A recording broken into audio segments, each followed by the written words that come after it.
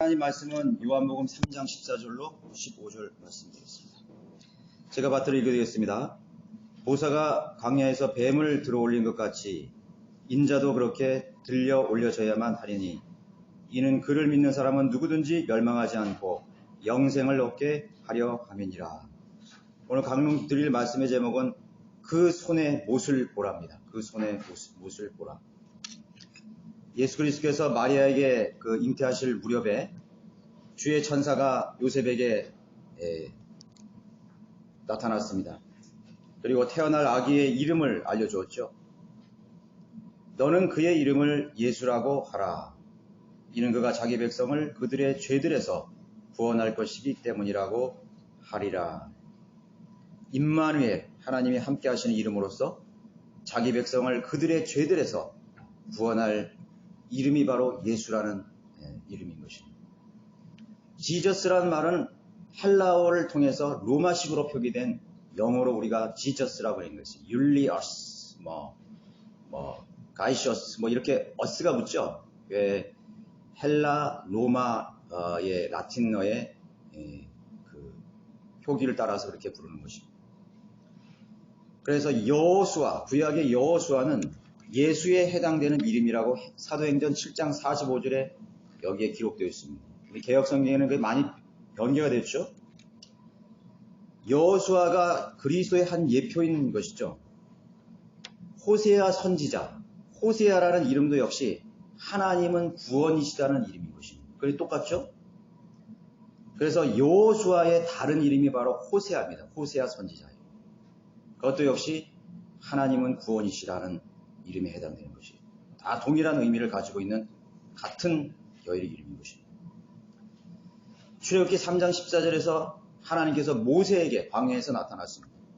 하나님께서 가시떨기, 모세가 봤을 때 가시나무 떨기에 불이 붙었는데 그 나무는 타지 않고 활활 타오르는 불을 봤습니다. 놀라고 있을 때 하나님이 말씀하셨죠. 너가 선 곳은 거룩한 곳이니 너 신발을 벗으라. 그리고 모세가 내가 이집트에 가서 파라오에게 누가 나를 보냈느냐고 물어보면 어떻게 내가 대답을 할 것입니까? 라고 했을 때 나이신 분, 나는 곧 나이신 난이라고 하는 분이 보냈다고 하라. I am that I am. I am that I am. 나는 곧 난이라 이것이. 개혁성경에도 번개됐죠. 나는 스스로 있는 자라고 번개됐습니다. 전혀 다른 뜻이에요. I am that I am. 1500년이 지난 후에 예수 그리스도께서 이 이름을 완성하셨습니다. 나는 목자라. I am that 목자다. 나는 생명의 빵이라. 나는 진리다. 나는 세상의 빛이다. 나는 양들의 문이다. I am that I am을 완성하셨습니다. 그분은 바로 육신으로 오신 여호와셨습니다. 예수라는 이름을 가지신 여호와이신 것입니다. 그 놀라우신 이름 안에 모든 만물과 만물의 신비와 위대함이 거기에 숨겨져 있습니다. 구약의 성도들이 결코 부를 수 없을 만큼 두려우셨던 분. 그래서 이스라엘 백성들은 하나님의 이름을 부를 수 없었기 때문에 모음 없는 자음으로 표기했습니다.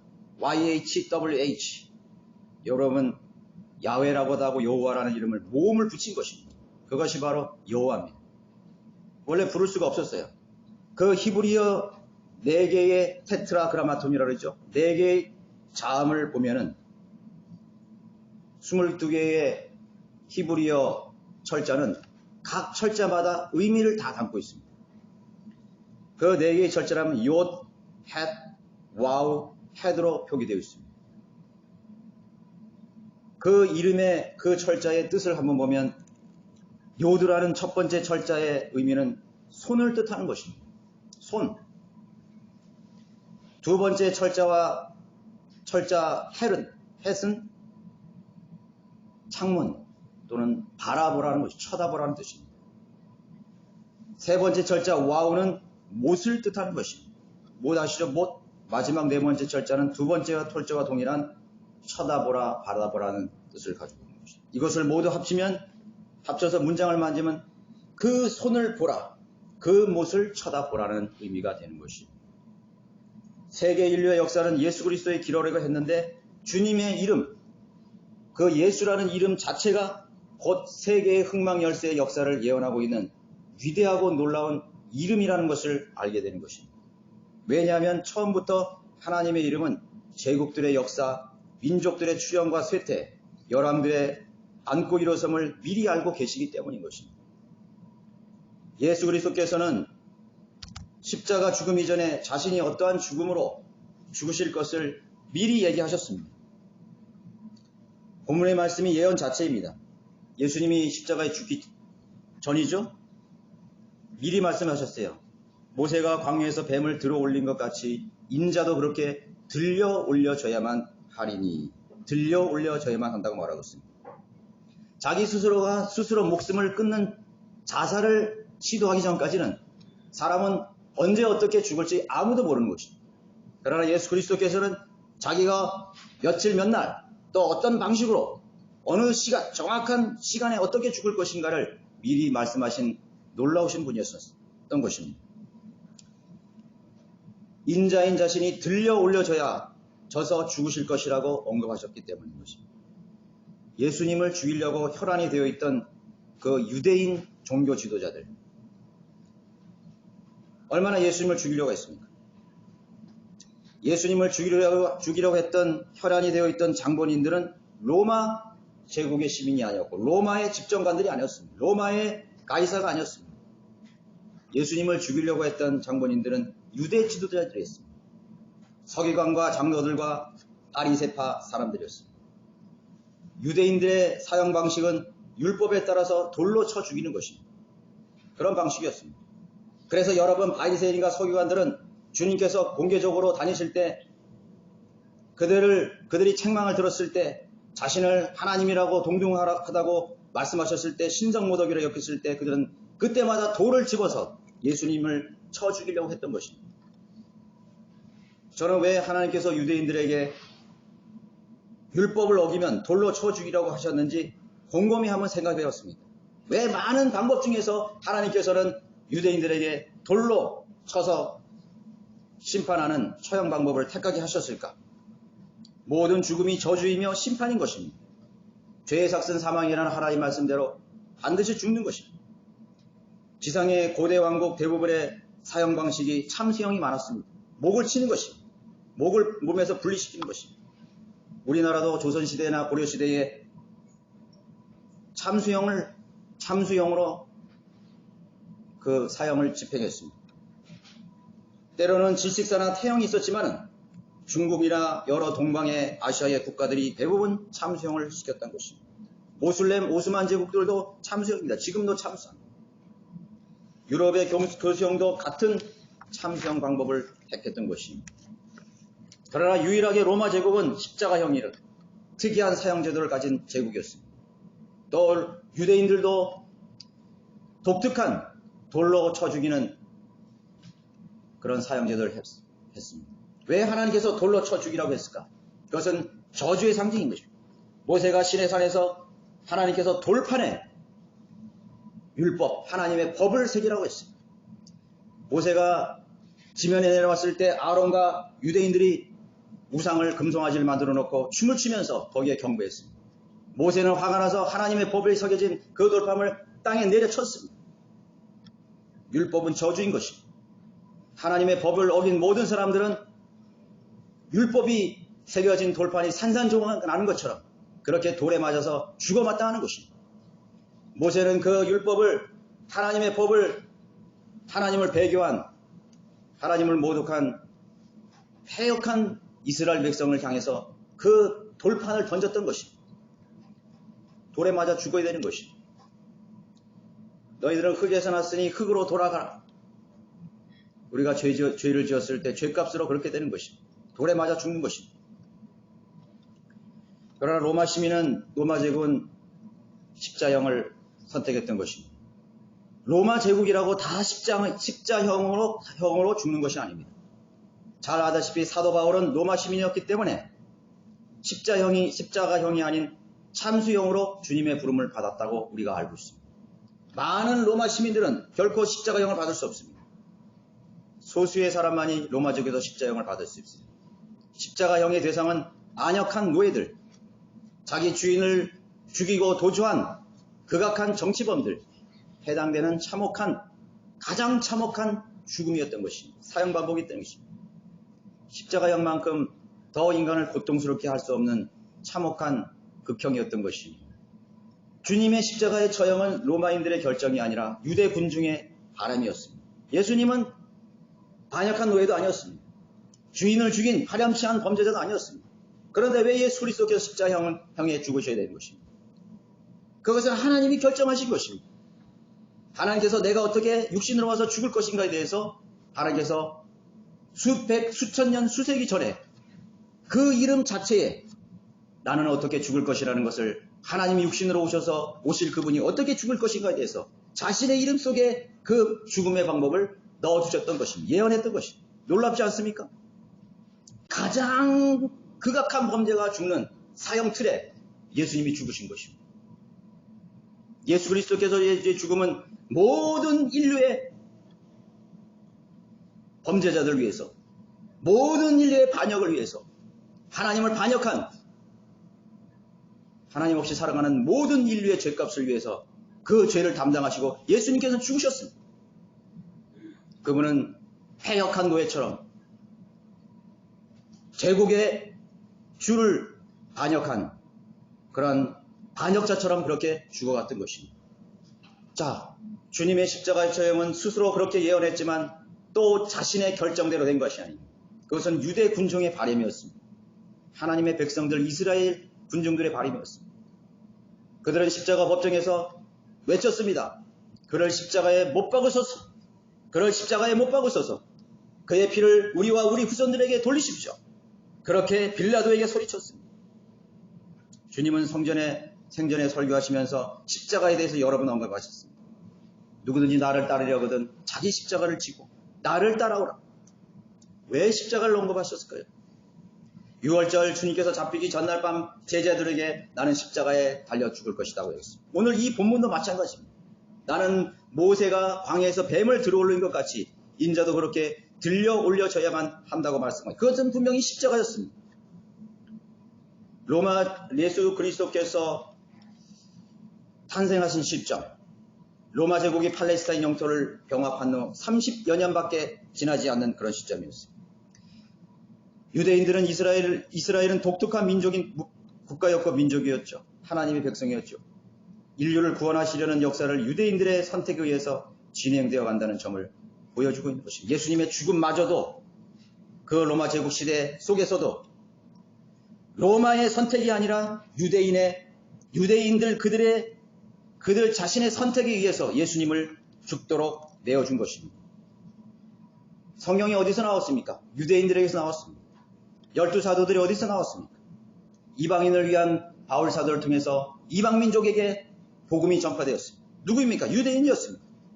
모든 것이 유대인이 나왔습니다. 율법도 유대인들에게, 복음도 유대인, 예수님께서도 유대인의 혈통으로 오셨습니다. 우리는 유대인과 뗄 수 없는 관계를 가지고 있습니다. 저주도 유대인에게서 나왔습니다. 예수 그리스도를 십자가에 못 박게 하는 그 선택도 유대인들이 직접 했습니다. 예수님께서 태어날 무렵 로마 제국은 팔레스타인 영토를 병합했습니다. 불과 예수님이 이 세상에 오시기 전 30여 년밖에 지나지 않는 시점이었습니다. 얼마나 놀라운 것입니까? 유대인들의 땅, 이스라엘 땅, 그 팔레스타인의 땅에 얼마나 많은 제국들이 거쳐갔는지 우리는 역사를 공부하면 금방 알 수 있습니다. 아시리아, 바벨로니아, 메데 페르시아, 신바벨로니아, 카르타고 제국, 프로톨레미아, 알렉산더, 헬라 제국, 수많은 제국과 주변의 민족들이 그 팔레스타인 땅을 점령하고 또 복속하고 또 물러가고 독립하고 하는 것이 수없이 반복되었습니다. 하나님께서 역사를 관장하는 것입니다. 룰렛을 돌리는 것이 아닙니다. 하나님은 정확한 시간과 정확한 날짜와 정확한 사람을 세우셔서 그 역사를 진행하시는 분인 것입니다. 우리는 그것을 정확하게 배워야 됩니다. 이스라엘 민족이 로마에 속국이 된 시기는 BC 63년이었습니다. 그러나 로마가 최대 강국이 되는 시점은 BC 27년에서 AD 476년 솔로마가 멸명하는 당시까지, 물론 1400년 15세기까지 로마 제국이 융성했습니다. 그러나 동로마와 소로마가 갈라진 시점은 476년으로서 로마 제국이 강성한 시기는 BC 27년에서 AD 470년인 것입니다. 그 BC 27년 예수 그리스도께서 그 시기에 이 땅에 몸을 입고 마리아의 몸에서 태어나신 것입니다. 얼마나 놀랍습니까? 만약 다른 제국이 팔레스타인을 통치했다면 예수님의 죽음에 대한 예언은 다 헛으로 돌아가는 것입니다. 다 거짓으로 밝혀지는 것입니다. 그러한 허황된 어떤 종교주의자의 망언에 불과한 것입니다. 그러나 그것이 아니죠. 이것은 예수 그리스도께서 십자가형으로 인류의 구속사를 완성하기 위해 예비된 역사의 흐름이라는 사실을 분명히 알 수 있는 것입니다. 예수님의 이름은 곧 역사의 예언인 것입니다. 역사의 예언. 그 손을 보라, 그 못을 보라. 빌라도는 주님이 달리신 십자가의 명패를 달았습니다. 나사렛 예수, 유대인의 왕이라고 명패되었습니다. King of Jew. 요한계시록에서 예수 그리스도께서 오실 때 뭐라고 말씀하셨어요? Lord of Lords, King of Kings, 만왕의 왕이요 만주의 주라고 쓰였습니다. 유대인들은 부지부식간에 자신들이 선택해서 죽인 그 예수 그리스도가 자신의 왕이라는 것을 거기에 허락했던 것입니다. 유대인들이 빌라도가 거기에 글이 쓴 걸 보고서 다시 고쳐달라 그랬죠. 아니다. 우리의 왕이 아니다. 자칭 유대인의 왕이라고 쓰다. 빌라도는 단호히 거절했습니다. 아니라 너희들의 왕이라. 받아들여지지 않았습니다. 그들은 자신들의 왕을 죽였습니다. 자신들의 주를 죽였습니다. 자신들을 이집트에서 기적적으로 구원하신 위대하신 자신의 하나님을 십자가에 못 박았던 것입니다. 그것은 하나님께서 이미 미리 알고 예언했던 부분인 것입니다. 하나님께서는 복과 저주를 모든 민족들에게 선택하라고 주시는 것입니다. 그러나 누가 그것을 선택할지를 알고 계시는 것입니다. 여러분들의 선택은 무엇입니까? 우리는 너무나 복된 자들입니다. 많은 사람들이 하나님께서 생명과 사망, 복과 저주를 선택하라고 했을 때 생명을 선택하고 복을 선택하는 사람은 그렇게 많지 않습니다. 예수님의 이름은 곧 역사의 예언인 것이죠. 역사의 예언인 것입니다. 자신의 왕을 자신의 욕으로 죽게 한 것은 예언의 성취가, 로마의 손을 빌어서 사형을 집행하게 한 분 역시 주 하나님의 예언대로 된 것이 된 것입니다. 유대 땅을 통치했던 실제적인 제국은 사실 페르시아였습니다. 그러나 이어서 헬라 제국이 알렉산더가 세계를 정복하고 세력을 확장하고 있는 그 시대였습니다. 그 시대를 우리가 한번 살펴본다면, 그래서 알렉산더의 헬라 제국이 남쪽으로 이제 그 세력을 뻗쳐오고 있습니다. 헬레니즘의 그 문화와 종교가 팔레스타인 땅에 들어오기 시작했습니다. 다신교 사상이 들어왔습니다. 그리스의 수많은 신들이 팔레스타인 땅으로 유대로 들어왔습니다. 하몬스 왕조는 예루살렘에 제우스 신전을 세웠다고 했습니다. 그 예수님께서 오시기 바로 직전 할례를 금지시켰습니다. 안식일을 폐지하게 했습니다. 게다가 유대인들에게 민감한 성전 안에 돼지의 피를 발라서 유대인들의 분노를 격발케 했습니다. 그때 대사장 요한나의 아들 마타디아라는 그 아들이 자기의 5 아들과 함께 광야에서 대대적인 반란을 주도했습니다. 반란을 일으켰습니다. BC 164년에 그 반란을 성공합니다. 제우스상을 파괴시키고 예루살렘을 되찾게 된 것이 승리했습니다. 이때부터 BC 63년까지 한 100년간 유대인들은 독립을 누리는 것입니다. 100년간 독립을 누렸습니다.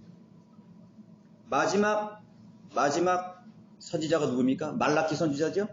말라키 선지자가 396년에 말라키 선지자를 딱 맞췄습니다. 400년간의 하나님의 계시가 없었습니다. 선지자가 없었습니다. 그 400년 동안에 300년은 이방인들이 통치했습니다.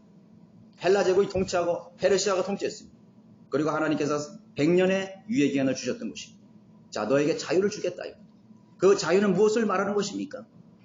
그들의 백성을 그들의 죄에서 구원하실 예수 그리스도를 맞이할 준비를 하라는 것입니다. 마카비 제사장과 그 아들이 반란을 일으켜서 헬라 제국을 몰아내고 우상을 몰아내고 안식일을 부흥시키고 율법을 다시 성하게 한 것은 하나님의 놀라운 자비였습니다. 메시아를 맞을 준비를 하라는 것이, 그 100년이라는 독립기간은 충분히 그들이 예수 그리스도를 맞이할 그런 분명한 기회였던 것입니다. 자, 예수님께서 오셨죠? 예수님께서 오셨습니다. BC에서 AD로 이제 전환되는 그 시점이 바로 예수 그리스도께서 오시는 것입니다. 역사의 가운데 오셨습니다. 로마 제국이 흥행하는 그 시점에 오셨다는 것입니다. 예수 그리스도의 이름에 그 예언을 성취시키기 위해서. 그러다가 율리어스 가이사르가 집권할 때 폼페이우스 장군이 시리아를 병합했습니다. 왜 그랬을까요? 하나님께서는 유대인들이 준비가 안 됐다는 걸 알았던 것입니다. 율리어스 가이사르는 평면 출신으로서 로마 제국을 확장한 가장 위대한 왕입니다. 갈라디아, 지금 프랑스와 독일 지역을 다 점령했습니다. 심지어는 브리타니아, 영국까지 정복한 그런 장군이었습니다. 그가 로마에 입성해서 원로원을 폐지시키고 자기가 왕권을 수립했습니다. 가장 강력한 왕권을 수립했습니다. 그리고 자신의 세력을 동쪽으로, 서쪽으로 확장지어 갔습니다. 동쪽으로 확장지어 갔습니다. 터키 지역, 오스만 제국을 병합시켰습니다. 시리아를 병합시켰습니다. 그리고 남해에서 시리아를 병합하며 내전으로 소란한 유대 땅을 결국 점령하게 된 것입니다. 그날은 안식일이었습니다. 대환란의 예표죠. 그리고 그 유대 땅을 통치할 왕을 유대인 혈통이 아니라 에돔 왕, 이방의 혈통인 헤롯을 세워서 식민 통치, 속국 통치를 시작하게 된 것입니다. 예수 그리스도는 짧은 공생애를 보내시고 십자가에 죽으신 이후 부활하셔서 승천하셨습니다. 예수님의 생애가 얼마나 짧습니까? 예수님의 생애가 실질적으로 33세 반, 34년이었습니다. 34년간 이 땅에 계시고 승천하셨습니다. 그러나 예수님께서 자신의 모습과 이름과 자신의 놀라운 표적과 기적을 드러낸 것은 불과 3년 반에 불과했습니다. 33년도 아니고 3년 반에 했습니다. 여러분 3년 반이라는 건 얼마나 짧습니까? 얼마나 짧아요? 그전에는 우리 70년대, 80년대 군대 생활은 우리 3년 했잖아요. 지금은 굉장히 짧아졌지만 그 군대 잠깐 갔다 와서 하는 그 시기에 그만큼 예수님은 이 지상에서 활동하시다가 하늘로 승천하는 것입니다. 얼마나 짧습니까? 온 땅과 제국을 호령했던 제왕들, 황제들, 수많은 영웅들과 비교했을 때 얼마나 짧은 생이었습니까? 그러나 예수 그리스도는 그들의 이름과 비교할 수 없을 만큼 위대하신 이름이 되었습니다. 이 공중권세 잡은 이 세상, 이 죄 많은 세상에서 예수 그리스도라는 이름을 억압하고 감추려고 하고 핍박하는 이 세상인 것에도 불구하고 예수님의 이름은 위대해졌습니다. 수많은 사람들이 자신의 이름을 날리기 위해서 노력했습니다. 자신의 영웅적 총호를 과장해서 역사에 기록했습니다. 그러나 예수 그리스도의 이름과는 비교할 수 없습니다. 그의 이름은 수많은 사람들의 죽음을 걸고 전파되어 갔습니다. 그 예수 그리스도의 이름과 예수 그리스도의 행정은 모든 인간이 살아 숨쉬는 그런 장소에, 시대에 한 번도 등장하지 않는 적이 없습니다. 문학 속에 예수 그리스도가 있습니다. 예술 속에 예수 그리스도가 있습니다. 학문 속에 예수 그리스도가 있습니다. 수많은 이념 속에 예수 그리스도가 담겨 있습니다. 철학 속에 예수 그리스도가 담겨 있습니다. 역사의 모든 페이지마다 그분의 놀라우신 이름이 빠진 곳이 없습니다. 빌립보서 2장 9절 10절에 이로 인하여 예수님 하나님께서는 그를 지극히 높으시고 모든 이름 위에 있는 한 이름을 그에게 주사 하늘에 있는 것이나 땅 위에 있는 것이나 땅 아래에 있는 것이나 모든 무릎을 예수의 이름에 꿇게 하시고 모든 혀가 예수 그리스도를 주유라 시인하며 하나님 아버지께 영광을 돌리게 하셨느니라. 예수님께서 재림하실 때 모든 혀가 예수 그리스도를 주라 시인할 것입니다. 모든 무릎이 하나님 앞에 경배하게 될 것입니다. 유대인뿐만 경배하는 것이 아니에요. 그리스도만 경배하는 것이 아니에요. 모든 인류가 하나님 앞에 엎드려서 주라 시인하고 경배하게 될 것입니다. 우리는 얼마나 복된 사람들이죠? 예수 그리스도께서 십자가의 손과 발이 나무에 못 박히신 것은 매우 큰 뜻을 가지고 있는 것입니다. 저는 오늘 말씀드리려고 하는 것은 요지는 이것입니다. 하나님께서 독생자를 십자가라는 나무틀에 고정시켜서 들어 올리셨다는 것. 모세가 놋뱀을 만들어서 그 독사에 물려서 폐역하고 죄 가운데 죽어가는 신음하는 독사에 물려 죽어가는 그러한 아비규환의 그러한 소망이 없는 죽음이 관장하는 그러한 시간에 모세는 놋뱀을 달려서 달아서 높이 올렸습니다. 왜 놋뱀입니까? 멀리서도 바라볼 수 있게 태양빛에 비친 그 놋뱀을 바라보고 누구든지 쳐다보는 순간 죽음에서 그는 구원을 받게 되는 것입니다. 멸망에서 구원받게 되는 것입니다. 들어올려라요. 많은 사람들이 거절했을 것입니다. 나에게 지금 장난하는 것이냐, 농담하는 것이냐, 쳐다보지 않았습니다. 자신의 저주, 자신에게 임한 그 문제에 급박해서 이리 뛰고 날뛰고 있었습니다. 그러나 아마도 소수의 사람들은 그래, 내가 한번 마지막에 하나님께서 주신 기회를 내가 오늘 놓치지 않으리라. 그 놋뱀을 바라보는 순간 그들은 생명을 얻었다고 기록하고 있습니다. 높이 들어올린 것, 높이 들어올렸습니다. 그 나무에 그 뱀이 거기에 들어오는 것입니다. 그 뱀은 바로 예수 그리스도이십니다. 죽어가는 회중의 군중들이 그 광경을 봄으로써 죽음을 피했고 산 것처럼 온 땅의 죄인들이 그 뱀과 같이 뱀이 되셔서 저주가 되셔서 그 십자가에 손과 말이 고정되어서 못 박혀서 죽어가시는 예수 그리스도를 바라볼 때 구원받을 수 있다는 하나님의 놀라운 은혜를 허락해 주신 것입니다. 그 손을 보라, 그 못을 보라. 예수님이 십자가에 죽으신 것은 손목과 손과 발목이었습니다. 왜 그러셨을까요? 왜 참수로서 몸과 하나님께서 예수 그리스도의 죽음을 머리를 깨트리시지 않았을까요? 왜 심장을 찌르지 않았을까요? 질식사로 하나님 주님 고통을 당하게 하시지 않았을까요? 왜 참수형 시키지 않으셨을까요? 큰 의미가 있죠. 두 손이 묶이고 그 나무에 예수님은 죽는 마지막 숨을 죽는 순간까지 자신의 몸을 지탱할 수 있는 것은 그 주님의 손에 박힌 못이었습니다. 그 못을 보라. 그 발목에 다신 그 못을 보라. 그 손을 보라. 여러분 무엇을 보십니까? 주님께서 십자가에 달려서 신음하시는 마지막 그 숨이 떨어지는 순간까지 그 손은 거기에 버티고 있었던 것입니다. 그 손과 그 못을 보라. 아직 목숨이 끝나지 않았기 때문에 생명이 닿을 때 주님의 몸은 십자가에서 지탱해 줄 수 있었던 이유입니다. 그 두 손이 그 나무에 고정되어 있기 때문인 것입니다. 교회는 그리스도의 몸이라고 하셨습니다. 그리스도의 신부입니다. 우리는 예수 그리스도와 함께 십자가에 못 박혔다고 말하고 있습니다. 무엇이 여러분들을 지탱해 주는 것입니다. 여러분 하나님의 은혜와 자비의 시간을 무엇이 지탱해 주는 것입니다. 여러분의 손이 지탱해 주는 것입니다. 그 못이 지탱해 주는 것입니다. No cross, no crown. 교회의 고난은 주님이 오실 때까지 이어지는 것입니다. 2000년 전의 교회의 시대의 교회의 역사는 투쟁의 역사였습니다. 밀리탄트 처치, 투쟁하는 교회. 믿음의 선한 싸움을 싸우라고 말했습니다. 그리스도의 군사는 자신에게 있는 고난을 견뎌낸다고 말하고 있습니다. 그것이 교회인 것입니다. 고난이 있음으로써 영광도 있게 마련인 것입니다. 고난이 없는 사람은 예수 그리스도를 기다릴 수 없습니다. 자신에게 주어진 고난과 희생을 영광으로 생각하고 주님을 섬기지 않는 사람은 절대로 그리스도인의 삶을 살 수가 없습니다. 고난이 없는 교회, 어떤 고난인 것입니다.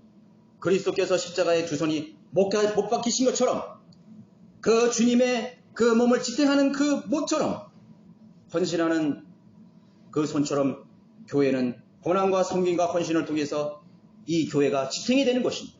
고난이 없는 교회 지탱되지 않습니다. 그 은혜를 끝까지 유지할 수 없습니다. 여러분들이 거리에 세상에 나가서 무엇으로 여러분 복음을 전합니까? 머리로 전합니까? 여러분 사무실에 앉아서 학교에 앉아서 하나님의 말씀을 읽고 생각만 하고 계획만 하고 그것으로 끝납니다. 하나님 머리를 깨트리지 않았습니다. 손을 못 박으셨습니다. 여러분이 세상에 나가서 팜프렛을 돌리고 하나님의 복음이든 전도지를 여러분 돌립니다. 하나님의 위대한 일을 하는 것입니다. 이 땅에서뿐만 아니라 예루살렘과 온 유대와 저 땅끝까지 가서 너의 손을 하나님께 드리라고 말씀하고 있습니다. 여러분들이 누군가를 봉사할 때 여러분들이 손을 사용해야 됩니다. 여러분들의 발을 움직이게 됩니다. 주님, 내가 복음의 신발을 신고 하나님 이 지역뿐만 아니라 골목골목 대로로 나가서 시장에 나가서 광장에 나가서 복음을 전합니다. 그것이 사도행전의 역사인 것입니다. 사도행전의 역사는 끝나지 않았습니다.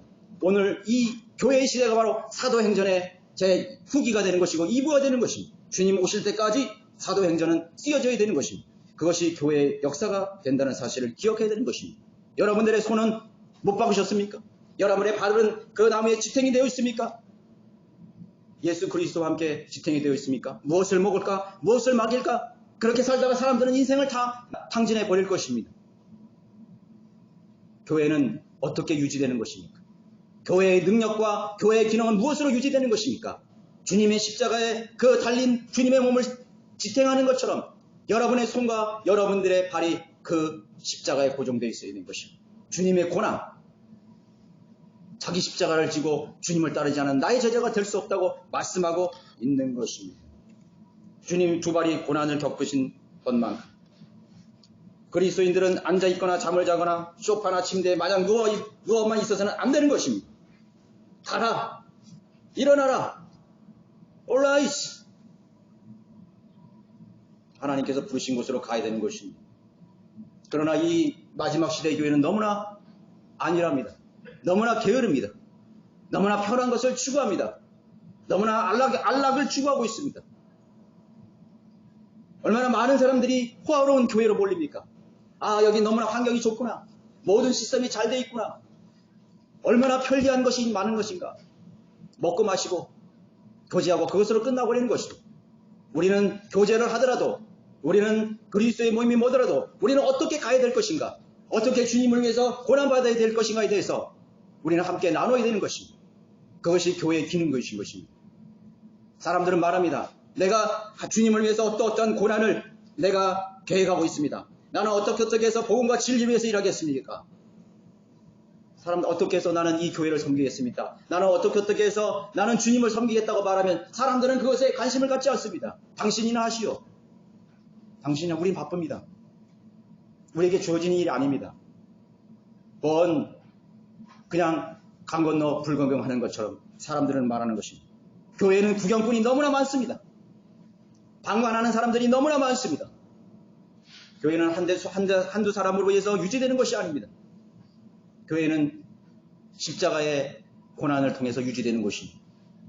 고난이 없는 교회는 결국 마귀에 의해서 점유되는 것입니다. 정복을 당하게 되는 것입니다. 그것을 여러분들이 기억하시기 바랍니다.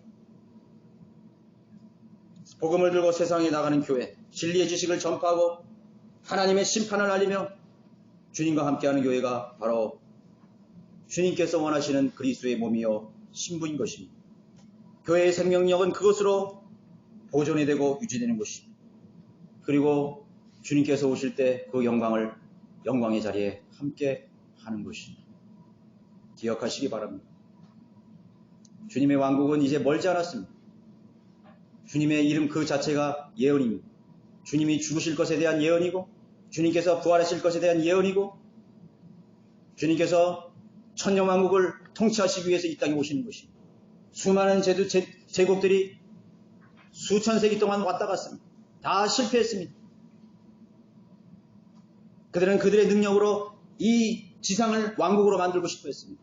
징기스칸이 자신의 왕국을 세우고 싶어 했습니다. 그러나 실패했습니다. 알렉산더가 자신의 왕국을 세우고 싶어 실패했습니다. 로마의 시저들이 로마 제국을 통해서 왕국을 건설하려고 실패했습니다. 나폴레옹이 유럽을 점령하고 유럽을 통일해서 자신의 왕국을 건설하고 싶어 했습니다. 히틀러가 그랬습니다. 스탈린이 그랬습니다. 공산주의가 그랬습니다. 모두가 다 실패했습니다. 하나님께서 허락하지 않는 것입니다. 내가 다시 오리라. 예루살렘의 평화를 내가 되찾으리라. 만왕의 왕이요 만주의 내가 오시리라. 주님은 실패하지 않을 것입니다. 주님의 왕국은 영원할 것입니다. 그리고 우리가 주님과 함께 고난받은 우리 교회들, 우리 성도들이 그의 자리에 함께 앉아서 이제 통치하게 되리라고 주님께서는 약속하고 계시는 것입니다. 여러분, 머리로만 생각하고 계획하지 마십시오. 마음으로 생각만 하고 그저 상상 속에 맴돌다가 그냥 끝내버리는 그런 공허한 생각이 되지 마시기 바랍니다. 여러분, 하나님의 말씀을 공부하십시오. 그리고 읽고 열심히 묵상하십시오. 그리고 그 공부한 결과가 무엇인지를 생각하십시오. 나는 왜 하나님께서 하나님의 바른 말씀을 공부하게 하셨는가? 나는 하나님의 말씀을 왜 읽게 하셨는가? 그런데 여러분 자신을 위해서 그렇게 하라는 것이 아닙니다. 그 손과 그 못을 보라. 그 손과 바울은 그렇게 했습니다. 1세기 그리스도인은 그렇게 했습니다. 예수 그리스도는 부활하셨다. 예수 그리스도께서는 살아나셨다. 그들은 예수 그리스도를 온 만방에 전파했습니다. 예수님의 이름은 그래서 위대해지는 것입니다. 죽었다가 다시 살아나신 분, 그분의 이야기는 오늘 이 동방의 작은 나라까지 왔습니다. 복음이 전파되었습니다. 우리 민족에게 바른 하나님 성경을 주셨습니다. 바른 복음을 주셨습니다. 바른 로컬 처치들을 세웠습니다. 그리스도인을 세우셨습니다. 우리는 세상에 나가서 복음을 전합니다. 세상의 목사들은 복음 전하는 사람 한 명도 못 봤습니다. 목사실에 앉아서 상담하고 세미나 다니고 저는 너무나 잘합니다. 목사들의 세계를 너무나 잘합니다. 저는 그 사람들을 비판하려고 합니다. 제가 그랬습니다. 제가 그렇게 했습니다. 에어컨이 있는 자리에서 그저 그렇게 했습니다. 성도들에게 전도하라. 가서 나가서 뭘 하라. 마지못해서 사람들이 나갑니다. 우리 바이블 빌리버 교회 단 한 번도 여러분들이 가교하지 않습니까? 여러분들의 선택입니다. 여러분들이 하나님을 바라보는 순간 여러분들이 하나님과 얼마나 교제하고 얼마나 하나님 말씀을 실질적으로 공부하고 얼마나 하나님의 말씀의 깊이 속에 여러분들이 잠기나에 따라서 여러분의 결정은 달라질 것입니다. 나의 결정은 주님의 길을 가는 것이다. 주님의 그 손과 발이 못 박힌 것처럼 나도 주님 앞에 내 손과 발을 그 죄와 욕정과 세상의 것으로부터 나는 십자가에 못 박고 이제 주님의 것이 되었느라고 선언한 사람인 것입니다. 그것이 구속입니다. 완전한 구속입니다. 그것이 완전한 성화가 되는 것입니다. 제가 오늘 여러분들에게 드리고자 하는 말씀은 다 드린 것입니다. 예수 그리스도 그 이름, 그 아름다운 이름, 그 위대한 그 이름, 그 귀하신 이름, 온 만민과 온 우주와 온 우주의 천군과 천사들에게 영원히 칭송받으실, 높임을 받으실 그 놀라우신 이름을 여러분 전파하시기 바랍니다. 엘리자베스에 대해서 여러분 많이 얘기합니다. 히틀러에 대해서, 그 악한 히틀러에 대해서 많이 얘기합니다. 철학자 누구누구에 대해서 많이 토론합니다. 그러나 예수 그리스도에 대한 얘기를 왜 할 수 없는 것이죠? 생명을 주신 분, 온 인류를 위해서 대속주가 되신 그 예수 그리스도, 그들에게 생명을 주신 그 예수 그리스도의 이름을 왜 말하지 못하는 것입니까? 우리는 그 예수 그리스도를 많이 말해야 되는 것입니다. 전파해야 되는 것입니다. 어떤 방법을 동원해서라도 그 예수 그리스도를 전파해야 되는 것입니다. 그것이 우리 교회가 해야 될 일인 것입니다. 우리는 그 예수 그리스도의 신부인 것입니다. 그분은 우리의 신랑이십니다. 그분은 우리의 머리가 되시는 것입니다. 그분의 머리와 우리가 분리되었다면 우리는 결코 예수 그리스도를 증거할 수 없습니다. 그 포도나무가 그 가지에서 떨어져서 말라버렸다면 우리는 벌써 생명이 없어진 것입니다. 죽은 믿음인 것입니다. 형식적인 믿음에 불과한 것입니다. 여러분의 남은 생애가 얼마나 남았는지 저는 알 수가 없습니다. 우리에게 남아있는 시간이 얼마인지 모릅니다. 내일 죽을지 오늘 죽을지 모르는 우리 인생이 아니겠습니까? 언제 죽을지 어떻게 알아요? 언제 내가 장애인이 될지 어떻게 알아요? 여러분에게 건강이 있을 때, 여러분이 젊음이 있을 때, 저는 많이 후회가 됩니다. 내가 이제 지금 50 중반이 되었구나. 많은 시간이 흘렀구나. 그러나 지금 늦었다고 생각할 때가 빠르다는 말이 있죠.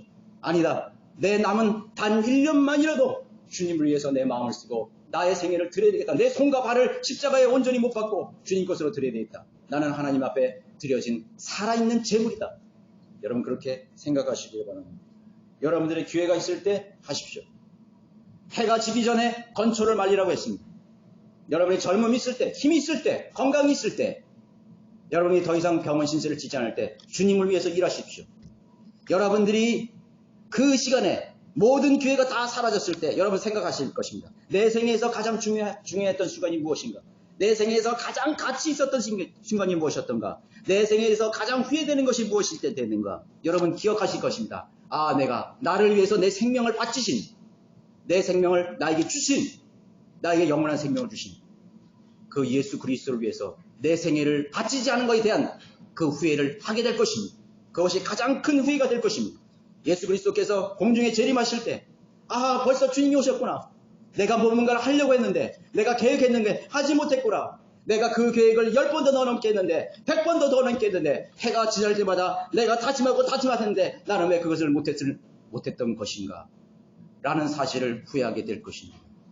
나의 가장 사랑하시는 주를 위해서 내가 내 생애를, 내 온 마음을 바쳐서, 내 온 힘을 들여서, 온 나의 생명을 들여서 주님을 섬기지 못했던 것에 대해서 여러분 후회하게 될 것입니다. 시간은 빨리 지나갑니다. 기억하십시오. 너 인생이 무엇이냐? 잠깐 있다가 사라지는 안개니라. 잠깐 있다가 사는. 제가 30 됐을 때 생각해 보았습니다. 제가 30살 됐을 때 엊그제 같습니다. 다 내 시간이 어디에 갔는 것인가? 주님을 위해서 우리가 했던 시간들 모자라고 우리가 마음과 몸을 다하고 최선을 다했을지라도 우리가 그것은 충분하지 못했을 것이라고 우리는 생각할 것입니다. 존 C.T. 스턴은 말했습니다. 그분이 하나님의 아들이고 그분이 나를 위해서 생명을 주셨다니. 내가 1000번을 태어나도 내가 그 마지막 1000번째 생애까지 주님을 위해서 드리리. 내가 한 것이 아무리 크다 할지라도 그것은 최선일 수가 없다. 그렇게 C.T. 스턴은 고백했습니다. 자신의 생애를 드렸습니다. 여러분들도 예수 그리스도를 위해서 여러분의 생애에 최선을 다하는, 마음을 다해, 힘을 다해, 혼을 다해, 정성을 다해, 생명을 다해 주님을 여러분 사랑하는 여러분들이 되시기 바라겠습니다. 나는 이렇게 사랑하기를 원한다. 나는 이렇게 사랑하고 있다. 라고 고백하시는 여러분들이 되시기를 바라겠습니다. 모두 일어나셔서 525장